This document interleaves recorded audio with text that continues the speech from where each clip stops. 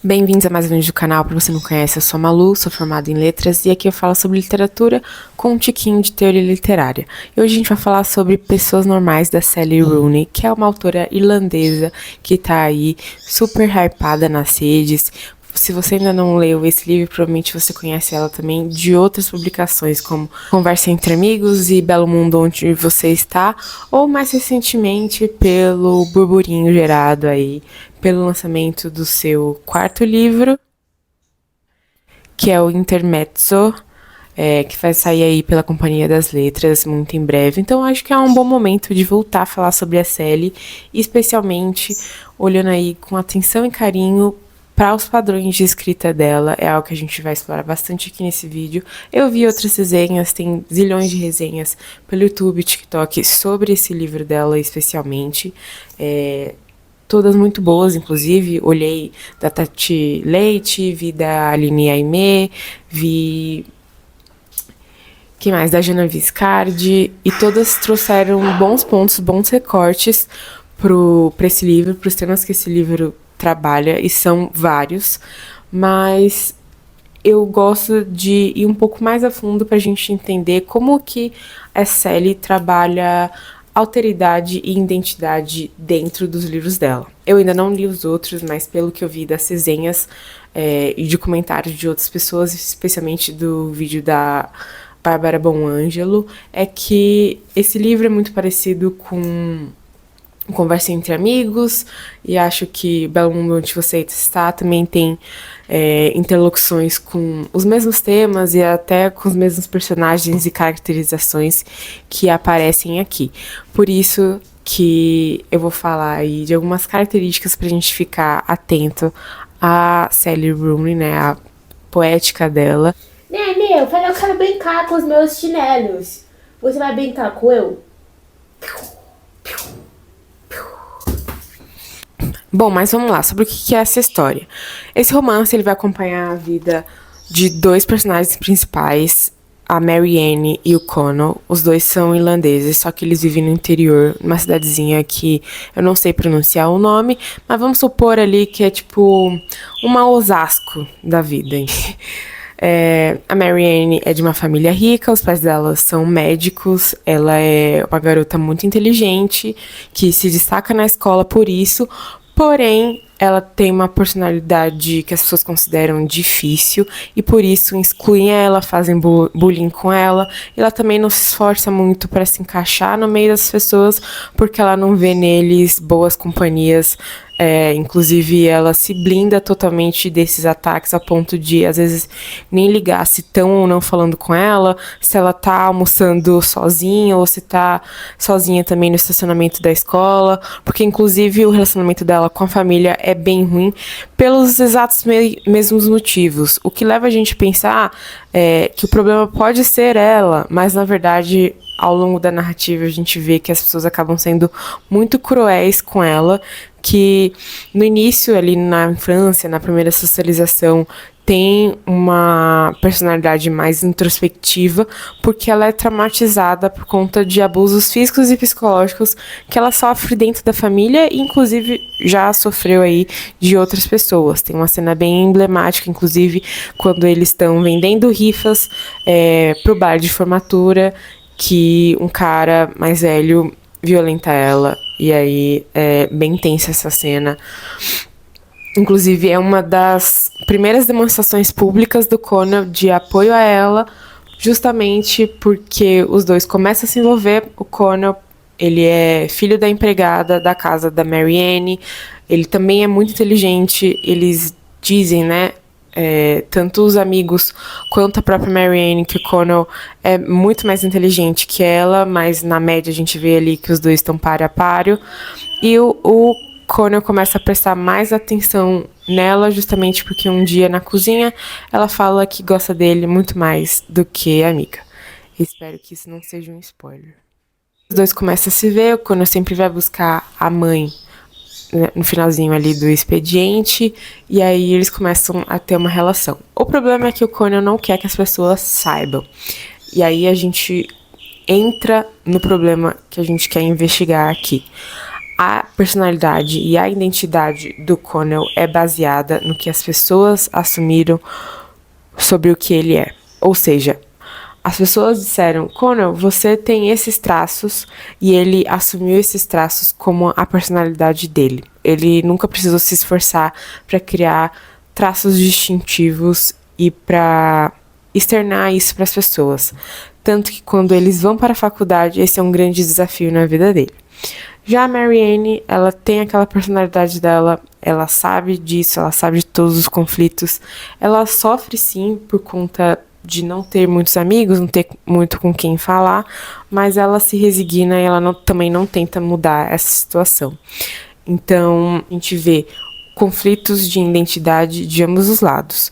O Connell sofre por não ter uma personalidade própria, a personalidade dele é baseada no que as pessoas acham dele, tanto que quando a Marianne fala que você é uma pessoa boa, ele fica ponderando se ele realmente é uma pessoa boa, e aí ele chega à conclusão de que ele sim é uma pessoa boa, mas depois ele volta atrás e acha que talvez ele não é, enfim, isso gera uma grande confusão para ele. Ele não se identifica com a identidade que ela tem, e apesar de não tentar mudá-la, ela tá insatisfeita e ela sofre com isso. Então os dois ali estão mais ou menos com o mesmo problema. É que dentro desse mundo rural que eles vivem, as pessoas falam muito uma das outras. É uma cidade que a gente entende que é relativamente pequena, então todo mundo ali meio que se conhece, e o local assim, principal de socialização deles nesse momento é a escola. Que eles então são moldados pelo meio. A gente vai ver isso ficar explícito quando eles terminam o ensino médio e vão para a faculdade. A Marianne, ela consegue passar na mesma faculdade que o Connell, a diferença é que o Connell é bolsista. Ela também chega a ser bolsista, ela passa na prova, só que mais por uma questão de ego, de falar, eu sou competente, eu sou capaz disso, e ele porque ele realmente não tem recursos para poder bancar a faculdade sozinho, né? Ele precisa da bolsa, senão não vai rolar. E eles se mudam para Dublin, ela tem apartamento próprio lá, ele divide um apartamento com outras 2 pessoas.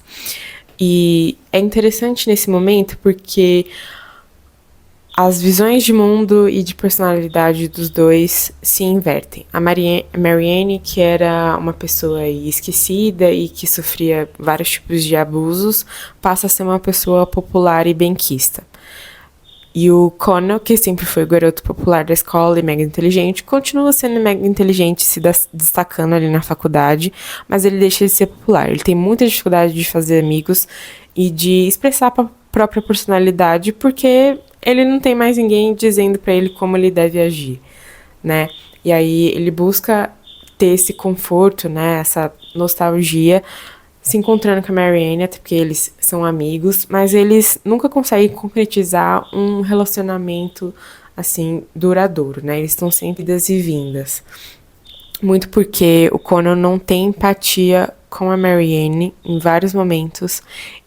Principalmente ali quando eles estavam no ensino médio, ele achava que ela era só uma riquinha meio dramática.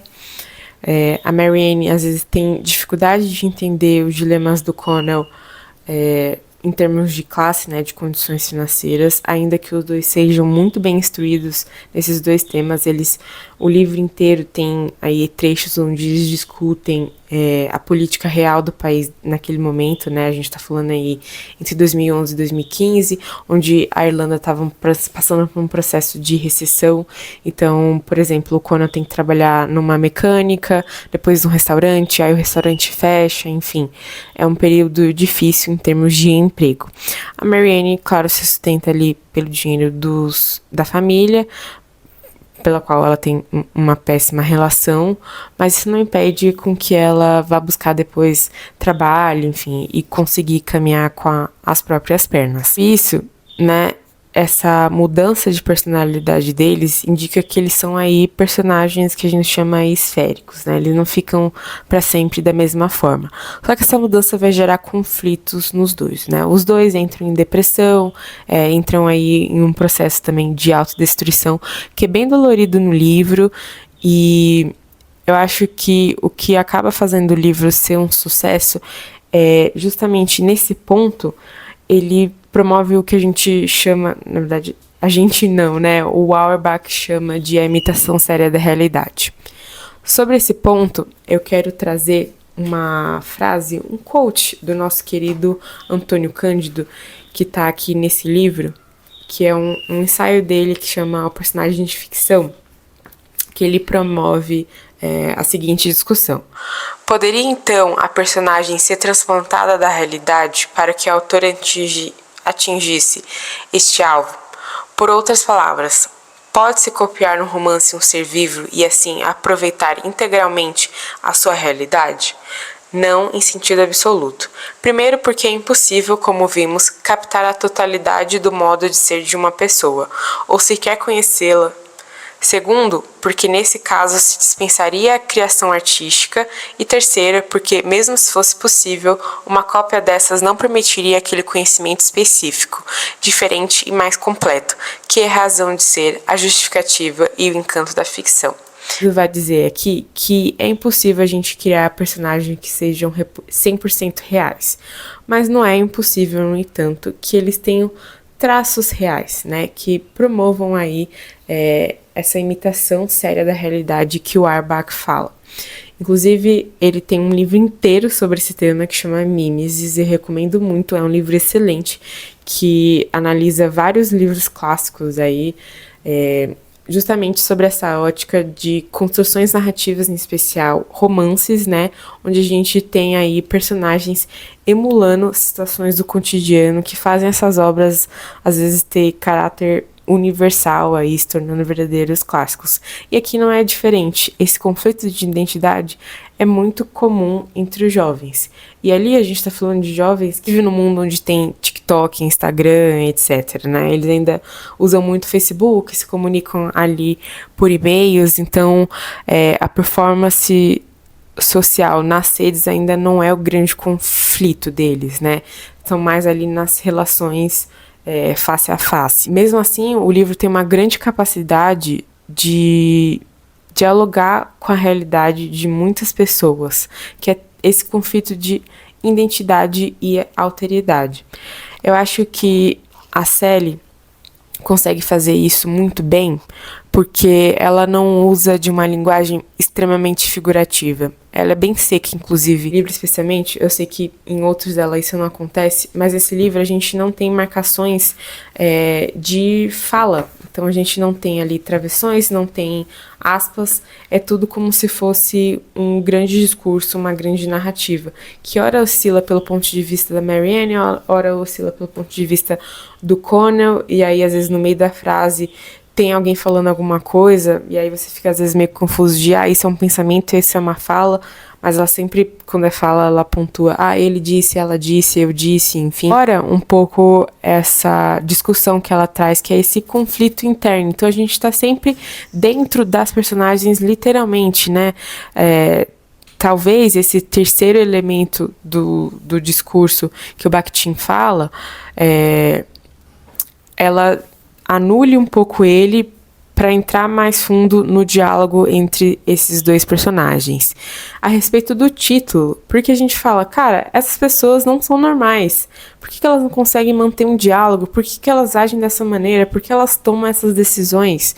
E eu acho que o que a Sally traz aqui é justamente o oposto deste questionamento. Ela quer mostrar que as pessoas fragmentadas, frágeis, em dúvidas, que horas são uma coisa, horas são outra, estão sempre se moldando ali pelo ambiente, isso é o ser normal, né? Todo mundo é assim em certa instância. Não tem como a gente querer ser como o Connell às vezes tenta impor a ele mesmo e as outras pessoas, inclusive a Marianne, várias vezes diz que ela só queria ser uma pessoa normal. Não tem como a gente ser 100% estável e ser amado e ser compreensível o tempo inteiro. Para dizer que eu não falei sobre isso, eu trago aqui também algumas citações da Bíblia do Romance de Formação, que é esse livro do Franco Moretti. Eu separei um trecho aqui que ele fala sobre a construção de personalidade dentro dos romances de formação. Porque, inclusive, Pessoas Normais é um romance de formação, né? A gente acompanha aí a vida do Connor, da Marianne, ali da da adolescência até a fase adulta. Como eles vão evoluindo, os desafios que eles enfrentam, a volta deles para a comunidade, né? E aí ele traz uma citação de Lukács, que é o seguinte: a realidade externa adquire valor, nas palavras de Lukács já mencionadas, segundo as possibilidades de uma atuação da personalidade. Aquilo que se situa fora desse círculo, aquilo que não pode ser traduzido em experiência, torna-se, em contrapartida, insignificante, irrelevante ao olhar, narrativamente desinteressante para o romance.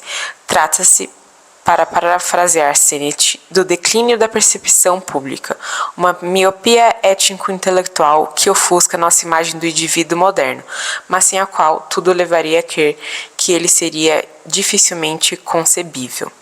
Ou seja, não é sem intenção que a Sally constrói os personagens dessa maneira e sobrepõe sobre eles esses conflitos políticos, esses conflitos de gênero, de classe, porque ela sabe que isso enreda o romance numa teia que faz a gente ficar penetrado nele, faz a gente permanecer curioso sobre o desenrolar, faz a gente tomar partido, faz a gente se identificar ou não, faz a gente julgar. E é exatamente isso que o Lukács fala. Não sei se a Sally leu Lukács, muito provavelmente sim, porque ela é formada em letras e enfim. Voltei do futuro pra dizer que eu gostei sim da leitura, ela foi bem fluida pra mim, demorei ali uns 2 dias e meio pra terminar de ler. Não achei um livro tão pesado quanto eu achei que seria, então você que tá com medo de ler, achando que vai ter um final desastroso, pode ir tranquilo, só que não se tornou um dos meus favoritos. Talvez porque eu não me relacionei assim tanto com a obra emocionalmente, sabe? Eu acho ela muito bem escrita, as coisas, os personagens bem construídos. Vale muito a leitura, recomendo, porque traz temas importantes, mas não é um livro que me deixou maluca pensando sobre ele, como foi o último que eu li, Jantar Secreto, do Rafael Montes. Acho que isso acontece porque não é um livro de grandes plot twists, né? Não tem reviravolta o tempo inteiro. Tem algumas coisas assim que marcam bastante, você fica tipo, meu Deus! Mas não é o tempo inteiro. Até porque ele não é um livro pra isso, né? Não é um livro de ação. É um livro pra você refletir sobre as coisas ali, pra você sentir.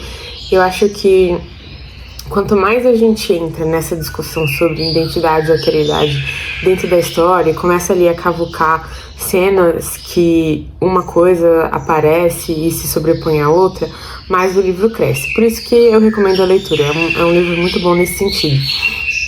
Mas é isso, eu vinha numa vibe de leituras assim muito escandalosas, pra dizer o mínimo. É isso, essas reflexões que eu queria deixar. E nos comentários também o que vocês acharam, se vocês concordam com essa minha análise de que o livro é sobre identidade e alteridade e como isso tá aí pormenorizado ao longo do enredo. Não se esquece de dar like no vídeo, compartilhar, e se você ainda não é inscrito, por favor, se inscreva para acompanhar mais vídeos como esse.